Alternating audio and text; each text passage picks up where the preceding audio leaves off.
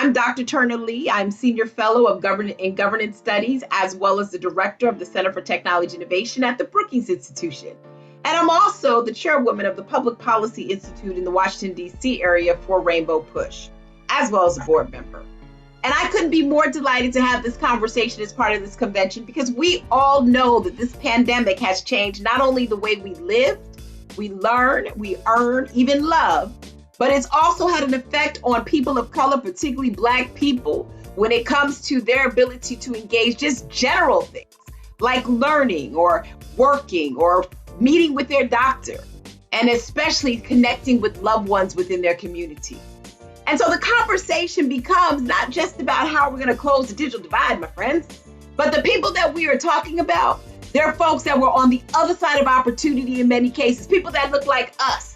That it's not just about them not having access to the internet or computer, but it's also about the ability to have the opportunities that are rightfully ours. As my friend Angela Rye would say, we built this country for free and we want what we deserve. And I just have to say this before I go to these three lovely ladies, that I have a book coming out at the end of the year on the U.S. digital divide.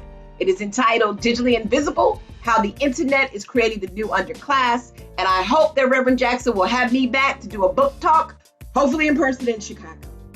And so this conversation that we're going to have today is one, I think, of incredible importance to the coalition, but it's even more important for us to get this right, particularly as this country transitions from pandemic response stage to one where we're actually going back to business.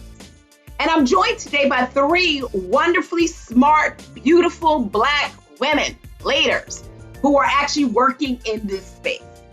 Dr. Dominique Harrison is a director at my former place of employment, the Joint Center for Political and Economic Studies, running their broadband portfolio.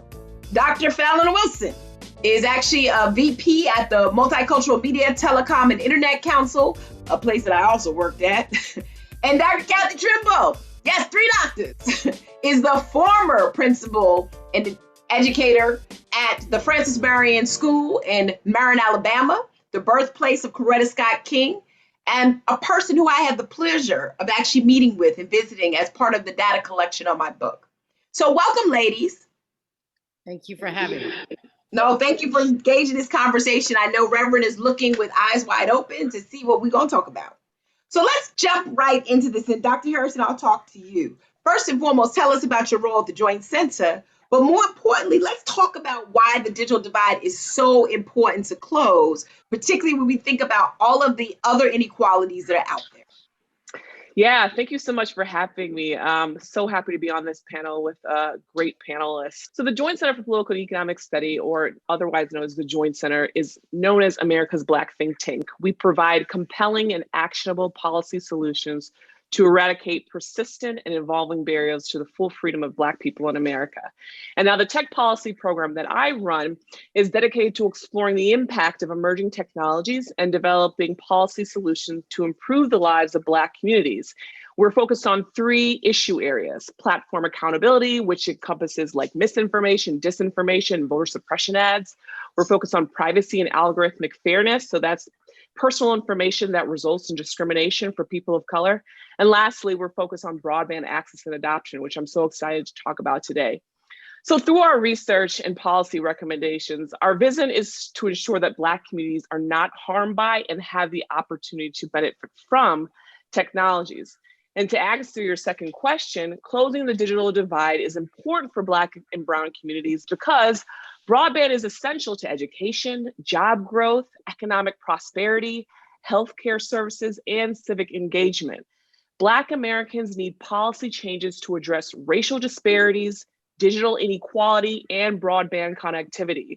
Further, there is a need for new and inclusive federal solutions that both make high-speed broadband affordable and lead to the build-out of high-speed, quality broadband infrastructure for Black and Brown communities in both urban and metropolitan areas. And I'm so excited to talk more about those issues today.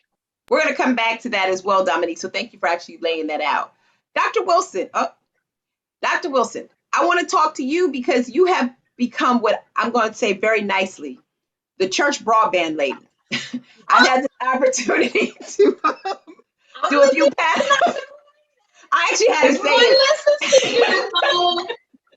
We have fun here. I am the church whisperer for this important issue. I believe that it's essential that churches and other faith-based institutions be considered, in my opinion, tech anchor institutions for connectivity within municipalities, and the ways that we think about libraries, and the ways that we think about hospitals, and the ways that we think about schools. There's no reason why faith institutions shouldn't be that. Why? Because they are connecting and helping all types of social-based services, and of course their own types of messaging as relates to their faith traditions, to get people connected. And I think it's an overlooked notion. Matter of fact, I was having a conversation with a colleague this morning because we're working to, like, once again, mobilize African American churches for this push for a permanent broadband subsidy, a long-term solution.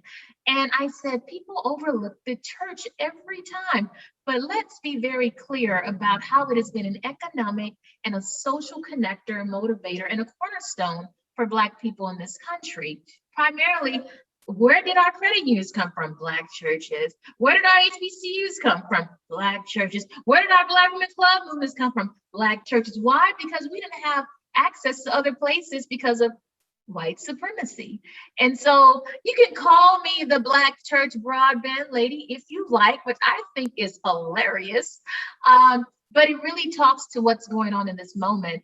And I know your question, because I cut you off, so when I read the questions, the emergency broadband benefit, it took the pandemic for others outside of this amazing group of Black women who are on this panel to see that, oh my gosh, the digital divide still exists.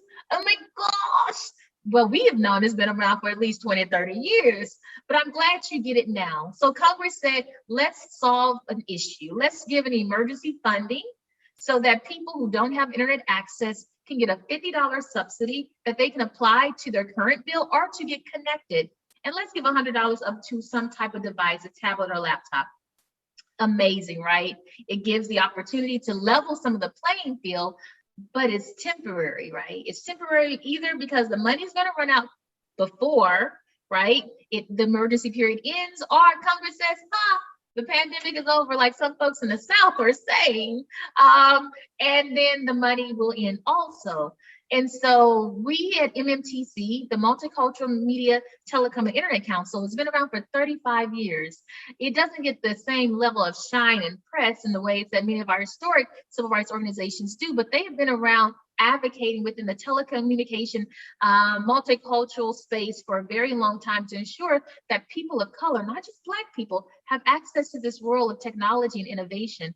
And so they brought me on, and I want to make policy actionable. And so we're mobilizing African American churches, number one, to enroll their parishioners and community members into the emergency broadband benefit, but also to mobilize for a permanent solution. Dr. Trimble, now I had this interesting experience. You know, we are tied at the hip. I would say that we are almost like second cousins.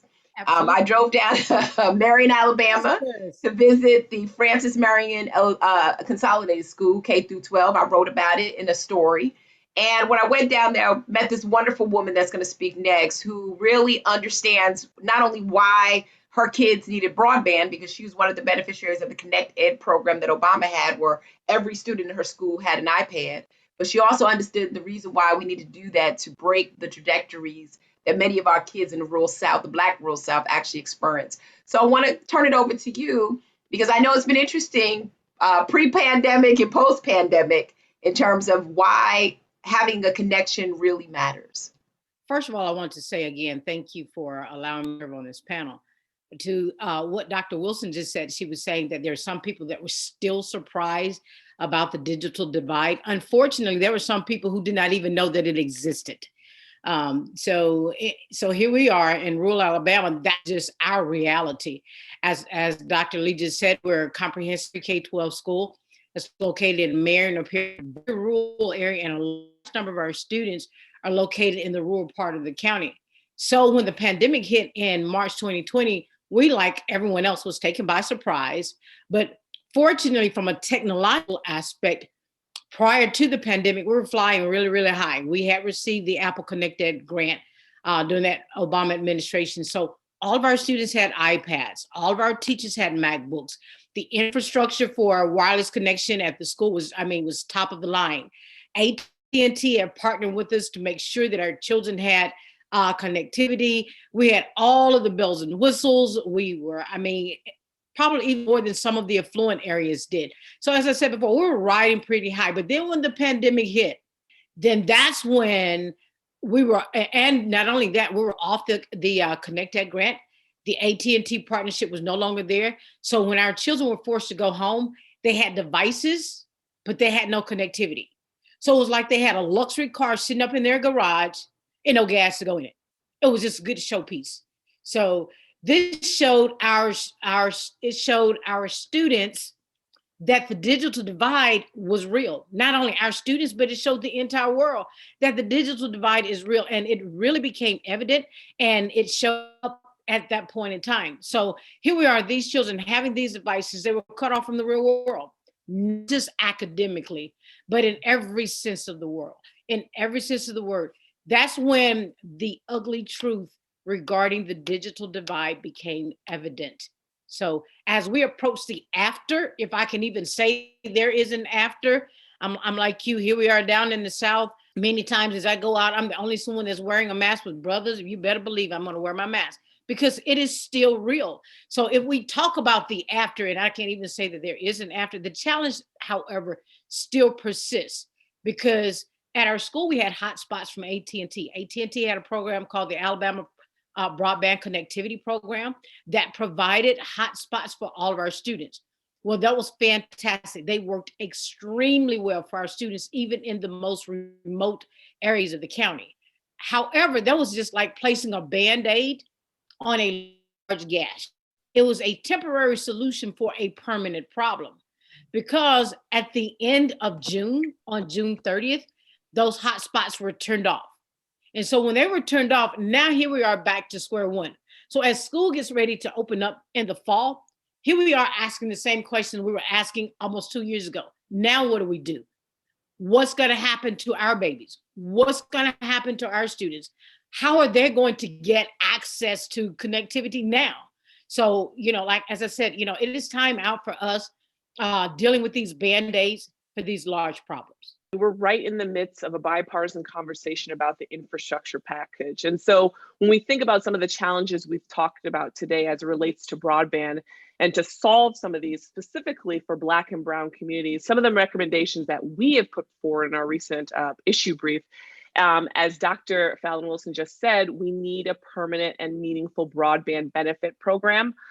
Secondly, I would say that we need internet service providers that receive federal funding for broadband to have low cost options for low income households, right? So that they can afford broadband services. We need robust, accurate, disaggregated data about broadband across the US to really understand what communities need the most help to inform the kind of policy making and funding that will go to specific communities. We also need rules to prevent digital redlining. That is when ISPs choose to build infrastructure in higher wealth, wider communities. We need to prevent that. We also need to prohibit state governments from inhibiting local broadband networks. Sometimes we found out that data has shown that, again, Black communities only have one internet service provider option, and we need more to be able to have lower costs for folks. And lastly, I say we need to increase federal coordination of federal broadband programs so that we're all working together, right, and understanding where the problem is, where the funding needs to go, and the specific kind of services that are needed to connect more Black and Brown communities to broadband services.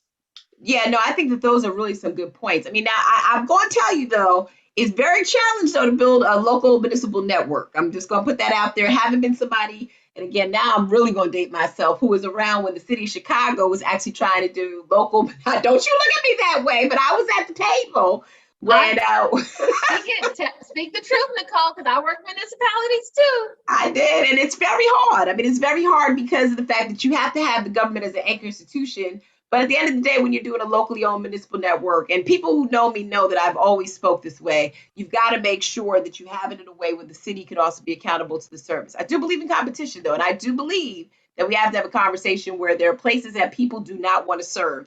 Community of 800 people, 500 people, people, 1,000 people, that we need to make that happen and maybe look at nonprofit collaboratives or other collaboratives to make it work. So I do agree that government has to step in, and it has to be at the federal and state level, folks, and it has to also be at a city council level.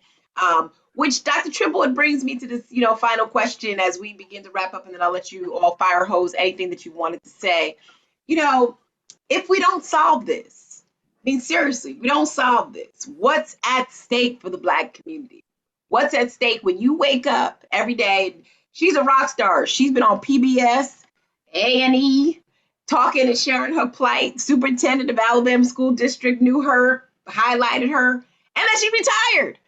Because guess what? We get tired of this work. But Dr. Trimble, what would you say if we don't really take this on? What is going to be the potential impact on Black and brown communities going forward? The plight, I think about from a civil rights perspective, where our people were into where they are now. I can only imagine what it was like when our forefathers felt and how they felt when they went from kerosene lights to electricity, when they went from drawing water from a well to being able to just turn a knob and water's right at their hand. I can only think about when they went from riding in a horse and buggy to turning the splits and being able to ride down the road. When our children of color can sit down at any time and have the world at their fingertips, they're already doing some amazing things, I should say. But at that time, it will be like, man, look out world, here they come. See, because availability leads to employability. And a lot of times people think Black people are just lazy. We're not lazy. When you give us the tools, not only will we do, but we will outdo. So availability not only leads to employability, but it also leads to probability, which in turn leads to hope. And that's what we're looking for. Hope for our children to be able to excel, for them to be able to apply. Like I said, once you get the tools in their hand, baby, here we come. So yes, we are on our way. Just give us the tools. You ladies keep working. Give it to us. Put them in the hands of my babies, and you will see what they will do. Whew. Well, listen, for people who don't know Murren, Alabama, first of all, she in my book, as long as this beautiful community and the work that they've done. But I'm going to tell you, you don't know Murren, Alabama, you don't know the history in terms of how it was instigated for the Selma marches. You got to go back and really look that up. Because I think at the end of the day, that birthplace, that place, probably the Reverend Jackson has visited as well. I know Bishop Jakes was born there. A lot of really great people born in Murren, Alabama. I never been. I'm a city girl. I was born in Queens. So it took me a minute to get there. It took about 2 hours to get there. But I learned so much from this young lady just about why we need to do the work that we're doing. Listen, Rainbow Push Coalition, if you haven't got the spirit, I have. This is important work when we talk about digital equity. And as you go through the remainder of this conference, I think it's important that you take the conversation that has come from 3 Black women and think about what that means going forward. As we've suggested, you got emergency broadband benefit that is actually needs to be more permanent, as Fallon has said. Fallon, what's the name of your initiative so people can join on? It's Black Churches for Broadband, but can I say one quick thing? Oh, you sure can. Go ahead. No, it's okay. I just wanted to say, listening to you, Dr. Trimble, is you're spoke to my heart. Right? Spoke to my heart. And it also made me think about people like, how do we do models? How do we build a future? Oh, Black people this. It makes me always think of Freedom Summer. And it makes me think of what happened in Freedom Summer, right? They understood that to break Jim Crow, not only did they have to understand their voting rights, but they had to read. And so when they took all of these amazing young people down into Mississippi, into the Delta, they taught them how to read. They made transgenerational learning environments. So your mama who couldn't read was there sitting with her 5-year-old who was trying to read. It makes me think that we need that type of model to really build an equitable future moving forward. And also the other piece, and I'm gonna push back on my liberal folks, I'm about to get my conservatives, I'm gonna say it, and this is Fallon's opinion and not MMTC's. We're so focused on, sometimes we can be overly focused on the good. I mean, what is the good, right? That we ignore the people underneath it all. We don't look at how they live their lives and their experiences. And so one of my things that I push back on public interest tech focus, we talk about data bias, but y'all don't talk about access to broadband. Only recently have you started this, right? And so because we got to have competition, but people can't eat. Are you feeding them too? Because they can't get access to the internet, so they don't know where the food pantries are. I think we all have a lot of humility in DC that we need to begin thinking about.